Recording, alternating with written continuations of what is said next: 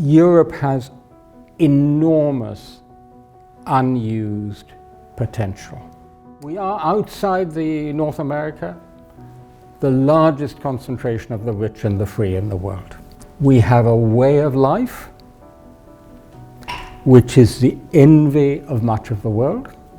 There is so much of value that we have achieved over these 80 years that we need to defend and to improve. Can we? Yes. Should we? Definitely yes. Will we? Big question mark. The structural problem of Europe, and particularly the European Union, is that the policies we need are European, but the politics are still national.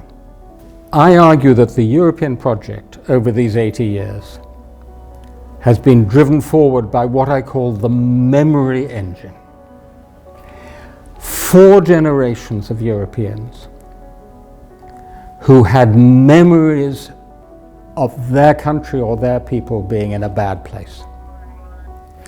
Europe had no shortage of bad places.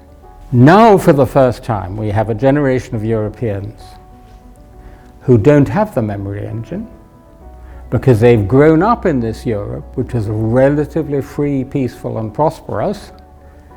And if anything, they think things have been getting worse, and partly it's Europe to blame. The memory engine is, so to speak, empty. There is nothing inevitable about it. Nothing inevitable about it in history. The trick is to learn from history without having to go through it yourselves. The trick is to have the political imagination to understand that you've got to make that thing work between policies and politics. For me, one of the great words of the last few years is the Ukrainian word volia.